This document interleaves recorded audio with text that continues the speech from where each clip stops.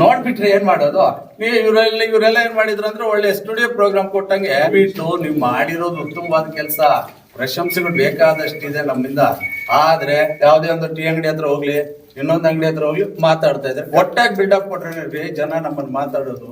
ಕನ್ನಡತಿ ಭುವನೇಶ್ವರ್ ನೆನೆಯುತ್ತಾ ವೇದಿಕೆ ಮೇಲೆ ಆಸನರಾಗಿರ್ತಕ್ಕಂಥ ನಮ್ಮ ಹೆಮ್ಮೆಯ ಸಮೃದ್ಧಿ ಮಂಜುನಾಥ್ ಶಾಸಕರನ್ನ ವಂದಿಸುತ್ತಾ ಹಾಗೂ ಇತರರನ್ನಾಗಿ ವಂದಿಸುತ್ತಾ ಎಲ್ಲ ಕನ್ನಡ ಮನಸ್ಸುಗಳಿಗೆ ಮತ್ತೊಮ್ಮೆ ನಮಸ್ಕಾರಗಳನ್ನು ತಿಳಿಸ್ತಾ, ಈ ಕಾರ್ಯಕ್ರಮ ಮಾಡಿದಾಗ ನಾವೆಲ್ಲ ಸಂಘಟಿತರಾಗಿರ್ಬೇಕಾಗಿತ್ತು.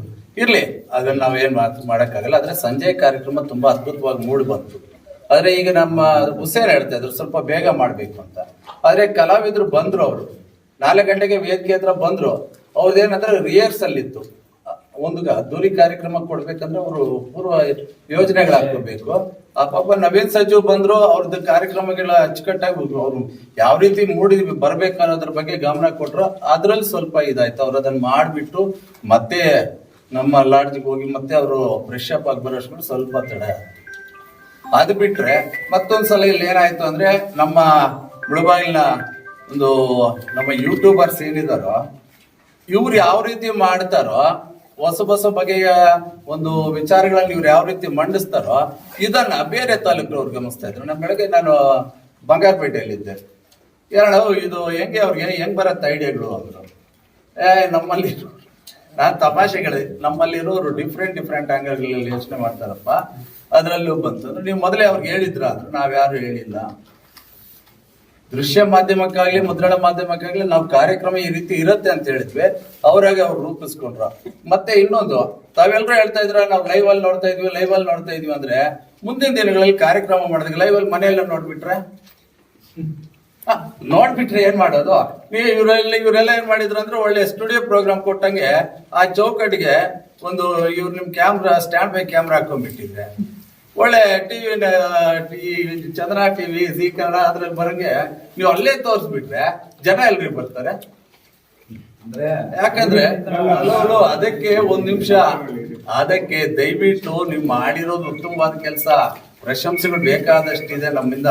ಆದ್ರೆ ಕಾರ್ಯಕ್ರಮ ಒಂದು ಅರ್ಧ ತಾಸು ಆದ್ಮೇಲೆ ನೀವು ಲೈವ್ ಮಾಡ್ಬಿಡಿ. ಅದಕ್ಕೆ ಮುಂಚೆ ನೀವು ನನ್ನ ಸಲಹೆ ಇದು, ಸ್ವೀಕೃತ ನಿಮಗ್ ಬಿಟ್ಟಿತ್ತು. ಅದು ಸ್ವೀಕೃತವೂ ಆಗಬಹುದು, ಆಗದೆ ಇರಬಹುದು. ನಾ ಹೇಳ್ತಾ ಇರೋದೇನಂದ್ರೆ, ಒಂದು ಅರ್ಧ ಗಂಟೆ ನೀವೇ ಅಡ್ವರ್ಟೈಸ್ ಕೊಟ್ರೆ ನೀವು ಕೊಡ್ತಿರಲ್ಲ ಬ್ರೇಕಿಂಗ್ ನ್ಯೂಸ್ ಕೆಲವೇ ಕ್ಷಣಗಳಲ್ಲಿ ಅಂತ, ಒಂದು ಅರ್ಧ ತಾಸು ತಡೆ ಹಿಡಿದು ಮತ್ತೆ ಲೈವ್ ಕೊಡಿ. ಹೊರಗಡೆ ಅವರು ನೋಡ್ತಾ ಇರ್ತಾರೆ, ನಮಗೂ ಜನ ಬರ್ತಾರೆ. ಮತ್ತೆ ಈ ಕಾರ್ಯಕ್ರಮದಲ್ಲಿ ಗಮನಿಸಿದ್ದು, ನಾವು ಮಾತೆತ್ತಿದ್ರೆ ಗಡಿ ಗಡಿ ಗಡಿ ತೆಲುಗುಮಯ ಅಂತೀವಿ. ಅಲ್ಲಿ ಆಡ್ತಾ ಇದ್ದೀವಿ ಮಕ್ಕಳು, ಹೆಣ್ಮಕ್ಳೆಲ್ಲ ಕುಣಿತಾ ಇರೋದು ನೋಡಿದ್ರೆ ನಾವೆಲ್ಲಿದ್ದೀವಿ? ಮಧ್ಯ ಕರ್ನಾಟಕದಲ್ಲಿ ಇದ್ದೀವಿ. ನಾವೇನ್ ಗಡಿಯವರಲ್ಲ. ಕನ್ನಡ ಹಾಡುಗಳಿಗೆ ಈ ರೀತಿ ಸ್ಪಂದಿಸ್ತಾ ಇದ್ದಾರೆ ನಮ್ಮ ಯುವ ಶಕ್ತಿ ಅಂದ್ರೆ, ಹಾಡುಗಳಿಗೆ ಸಾಹಿತ್ಯಕ್ಕೆ ಸ್ಪಂದಿಸ್ತಾ ಇದ್ದಾರೆ. ಅದೇ ರೀತಿ ನೋಡಿ, ಮತ್ತೆ ಯಾರು ಮನೆ ಮಾತಾಡ್ತಾ ಅಂತ ಇದ್ರು, ಏನಪ್ಪ ಕನ್ನಡ ಹೋರಾಟಗಳು ನಾವು 5 ವರ್ಷದಿಂದ ನೋಡ್ತಾ ಇದೀವಿ, 10 ವರ್ಷದಿಂದ ನೋಡ್ತಾ ಇದೀವಿ, ಅದೇ ಮುಖಗಳಿದೆ, ಹೊಸ ಮುಖಗಳು ಬರ್ತಾ ಇಲ್ಲ. ಯಾಕೆ ಹೊಸ ಮುಖಗಳು ಬರ್ತಾ ಇಲ್ಲ? ಈಗಿರುವಂತ ಯುವ ಶಕ್ತಿಗೆ ಭಾಷೆ ಮೇಲೆ ಅಭಿಮಾನ ಇಲ್ವಾ? ತಾಯಿ ನೆಲದ ಮೇಲೆ ಅಭಿಮಾನ ಎಲ್ಲೋ ಕೊರತೆ ಆಗ್ತಾ ಇದೆ. ದಯವಿಟ್ಟು ನಾವೆಲ್ಲ ಅದನ್ನ ಹುರಿದುಂಬಿಸ್ಬೇಕು.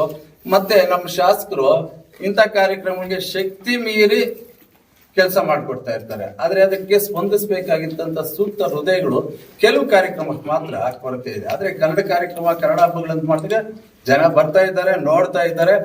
ಇದೇ ಈ ಕನ್ನಡ ಕಾರ್ಯಕ್ರಮದ ಹಬ್ಬದ ಏನಿದೆಯೋ ಒಂದು ವಾರದಿಂದ ಆ ಗಮ್ಮತ್ತಲ್ಲೇ ಇದ್ದಾರೆ.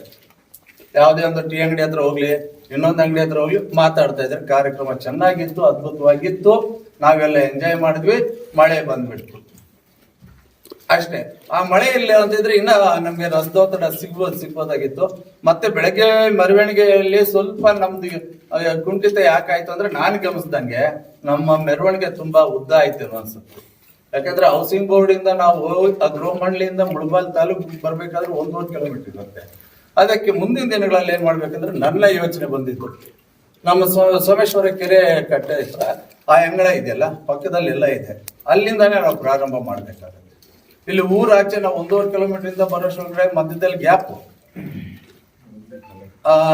ಅದಿರತ್ತೆ. ಮುಂದಿನ ದಿನಗಳಲ್ಲಿ ಸರ್ ಅದನ್ನ ಒಂಚೂರು ಗಮನಿಸ್ಕೊಳ್ಬೇಕು. ಆ ಕಾರ್ಯಕ್ರಮಗಳನ್ನ ನಾವು ಮುಂದೆ ಮಾಡ್ಬೇಕಾದಾಗ ಅಂತರವನ್ನ ಕಡಿಮೆ ಮಾಡ್ಬೇಕು. ಇಲ್ಲಿ ಯಾವ ಜನನೂ ಇರಲ್ಲ. ಅಲ್ಲಿಂದ ಬಂದಾಗ ಆ ಕುರುಡುಮಲೆ ರಸ್ತೆ ಟರ್ನಿಂಗ್ ಅಲ್ಲಿ ಅಲ್ಲಿಂದ ಮೆರವಣಿಗೆ ತೆಗೆಯೋಕೆ ಪ್ರಯತ್ನ ಮಾಡೋಣ. ಮತ್ತೆ ಸಂಘಟನೆ ಬೆಳೆಯೋ ಜೊತೆಗೆ ನಾವು ಬೆಳಿಬೇಕು. ನಾವು ಬೆಳೆಯೋದು ಹೆಂಗೆ? ನಮ್ ಜೊತೆ ಒಂದ್ 20 ಜನ ಬಂದಾಗ ಆ 20 ಜನನ ದುಡಿಯೋಂತ ಮೈಂಡು ನಮ್ಗೆ ಬರ್ಲಿ. ನಾವಿದು ಇನ್ನೊಂದು ನಾವು ಯಾವುದೇ ಈ ವಿಚಾರದಲ್ಲಿ ಸ್ವಾರ್ಥ ರಹಿತವಾಗಿ ಕೆಲಸ ಮಾಡ್ಬೇಕಾಗತ್ತೆ. ಆತ ಬಂದ, ಆತಂದು ಬಿಲ್ಡಪ್, ಇವ್ರು ಬಂದ್ರು ಇವ್ರು ಬಿಲ್ಡಪ್ ಅಲ್ಲ. ಒಟ್ಟಾಗಿ ಬಿಲ್ಡಪ್ ಕೊಟ್ರೆ ಜನ ನಮ್ಮನ್ನು ಮಾತಾಡೋದು. ಯಾವುದೇ ಕೆಲಸ ಮಾಡ್ಲಿ ಒಗ್ಗಟ್ಟಾಗಿ ಒಟ್ಟಾಗಿ ಒಂದ್ ಕಡೆ ಬಂದಾಗ, ಎಲ್ಲ ಕನ್ನಡ ಮನಸ್ಸುಗಳು ಒಂದ್ ಕಡೆ ಬಂದಾಗ ನಮ್ಗೆ ಟೀಕೆಗಳು ಕಡಿಮೆ ಆಗತ್ತೆ. ನಾವೇ ಆಹಾರ ಹೋಗ್ತಾ ಇದ್ವಿ. ಅದೇನಾಗ್ತಾ ಇದೆ ಅಂದ್ರೆ ಎಡಗಾಲನ್ನ ಬಲಗಾಲ ಎಳ್ದಂಗೆ ನಾವೇ ಎಳಿತಾ ಇರ್ತೀವಿ. ಈ ಕೈಯಲ್ಲಿ ಮಾಡೋದನ್ನ ಈ ಕೈಯೇ ಎಳಿತಾ ಇದೆ. ನಮಗ್ ಬೇರೆ ಯಾರು ಇಲ್ಲ. ಬೇರೆ ಯಾರೋ ಭಾಷಾ ದ್ರೋಹಿಗಳಾಗ್ಲಿ ದ್ವೇಷಗಳಾಗ್ಲಿ ನಮ್ಮ ಕಾಲುಗಳು ಎಳಿತಾ ಇಲ್ಲ. ನಾವೇ ಹಿಡ್ಕೊತಾ ಇದ್ದೀವಿ. ದಯವಿಟ್ಟು ಇದಕ್ಕೆ ಅವಕಾಶ ಮಾಡಿಕೊಡೋದು. ಕನ್ನಡ ವಿಚಾರದಲ್ಲಿ ನಾವು ಉದಾರವಾಗಿರ್ಬೇಕು, ಮತ್ತೆ ಸ್ವಾರ್ಥಿಗಳಾಗಬಾರ್ದು. ಕನ್ನಡ ನಮ್ಮಿಂದ ಕನ್ನಡ ಬೆಳೀತಾ ಅನ್ನೋದು ತಪ್ಪು. ಕನ್ನಡ ಭಾಷೆಯಿಂದ ನಾವು ಬೆಳೀತಾ ಇದ್ದೀವಿ. ಕನ್ನಡ ಭಾಷೆಯಿಂದ ನಾವು ಬೆಳೀತಾ ಇದ್ದೀವಿ. ಇದುವರೆಗೂ ಎಷ್ಟೋ ತಲೆಮಾರುಗಳು ಬಂದಿದೆ. ಮುಳಬಾಲೆಯಲ್ಲಿ ಕನ್ನಡ ಇದೆ ಅಂದ್ರೆ ನಮ್ಮಿಂದ ಅಲ್ಲ ರೀ ಇರೋದು, ಕನ್ನಡದಿಂದ ನಾವಿದ್ದೀವಿ. ಕನ್ನಡದಿಂದ ಇದ್ದೀವಿ. ಅದು ಏನೇ ಆಗಿರ್ಲಿ. ಇನ್ನೊಂದು ಬೇರೆ ಬೇರೆ ವಿಚಾರಗಳಲ್ಲಿ ಬಂದಾಗ ಅದೊಂದು ಪಂಗಡಕ್ಕೋ ಒಂದು ಜಾತಿಗೂ ಸೀಮಿತವಾಗಿರುತ್ತೆ. ಕನ್ನಡ ಅಂದಾಗ ಯಾವುದಿಲ್ಲ ರೀ. ಕನ್ನಡಕ್ಕೆ ಭುವನೇಶ್ವರಿಗೆ ಯಾವುದೇ ಜಾತಿ ವರ್ಗ ಭೇದ ಭಾವ ವರ್ಣ ಶ್ರೀಮಂತ ಬಡವ ಬಲ್ಲಿದ ಅನ್ನೋದೇನು ಇಲ್ಲ. ಕನ್ನಡ ಶಾಲೆ ಹೆಗಲ ಮೇಲೆ ಹಾಕೊಂಡ್ರೆ ಸಾಕು, ನಾವೇ ಸಾರ್ವಭೌಮರು. ನಾವು ಹೆಗಲ ಮೇಲೆ ಹಾಕೊಂಡಾಗ ನಮ್ಮ ಮನಸ್ಸಲ್ಲಿ ಕೆಲವು ಕಡಿಮೆ ಆಗ್ಬೇಕಾಗತ್ತೆ ಈ ಸ್ವಾರ್ಥಗಳು. ಇನ್ನೊಂದು ನಾವೆಲ್ಲ ಒಟ್ಟಾಗಿ ಸೇರ್ಕೊಂಡು ಹೋಗೋಣ, ಒಟ್ಟಾಗಿ ಕಾರ್ಯಕ್ರಮ ಮಾಡೋಣ. ಮತ್ತೆ ಈ ಕಾರ್ಯಕ್ರಮಗಳಿಗೆ ನಮ್ಮ ಶಾಸಕರು ಕೊಟ್ಟಂತಹ ಸ್ಫೂರ್ತಿ ಇನ್ನಷ್ಟು ಬೆಳೀಲಿ. ಇನ್ನ ಮುಂದೆ ಅವರು ಒಳ್ಳೆ ಕಾರ್ಯಕ್ರಮ ಕೊಡೋಕ್ಕೆ ನಾವು ಶಕ್ತಿ ತುಂಬೋಣ, ನಾವು ಅವ್ರಿಗೆ ಸಹಕಾರ ನೀಡೋಣ. ಇಷ್ಟ ಹೇಳಕ್ಕೆ ಅವಕಾಶ ಕೊಟ್ಟು ನಿಮ್ಗೆಲ್ಲ ವಂದಿಸ್ತಾ ಇದ್ದೇನೆ. ಜೈ ಹಿಂದ್, ಜೈ ಕರ್ನಾಟಕ.